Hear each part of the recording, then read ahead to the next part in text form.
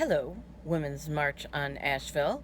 My name is Galia Paliga, and I am the president of the NC National Organization for Women. I've been involved in the Raleigh Women's Marches since the beginning. Women and allies all over the world moved in defiance in similar directions with these women's marches. Trump becoming president pulled a lot of women into fighting for a better future, and it forced many to run for office to be the change they want to see. As NC Now president, part of my role is to tell members and others what's going on around the state, to document events, and it's been a joy with the women's marches. There were 13 marches in North Carolina in 2017. We have access to a great video documenting them. Wikipedia claims the women's marches were the largest single-day demonstration in U.S. history. The right to assemble is recognized as a human right and protected in the First Amendment of the U.S. Constitution. That's coming up a lot now. Speaking of the Constitution, 2020 is the 100th anniversary of the 19th Amendment, but too many women were prevented from voting for too long. Black women, indigenous women, immigrant women, poor women, many women and men couldn't vote until 1965.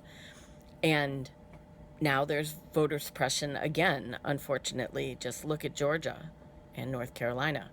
As we've learned, having the right to vote is not enough. We have many articles on suffrage centennial events over the last year.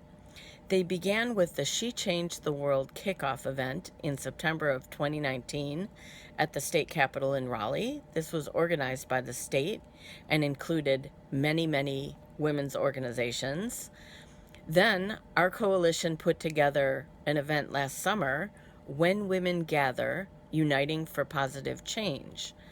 That was July 25th, 2020.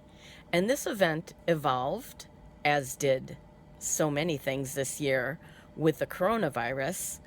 It started as an in-person women's conference at Bennett in Greensboro and ended up being a magical morning on Zoom. And we reached 685 people via Zoom and Facebook Live, whereas our in-person conference would have fit no more than 150. Another change we've seen is as a result of the George Floyd protests, which became the largest nationwide protests.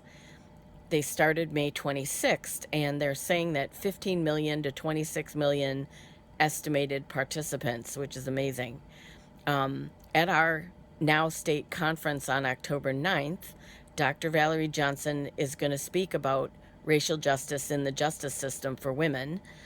And, for example, the change from these protests, you can see with the killing of Breonna Taylor, there was just a settlement for $12 million that would not have happened before all these protests. We've also experienced a military Me Too movement. My attention this summer was riveted on the disappearance and murder of Vanessa Guillen from Fort Hood, Texas. Her disappearance kicked off this military Me Too movement, and as a result, actual change is coming to the military handling of sex crimes, finally. And that is also going to reach Fort Bragg and Fayetteville. We're having a panel at our conference on what is still wrong with Fort Bragg's handling of sexual assault and harassment and how to address these, so please join us. I'm out of time, but think about focusing women's power now on the vote. We must get change in the White House and Congress, and our conference theme is Voting Our Future Now. Think about that. That is what we really need to do. Go vote. Thanks, Asheville.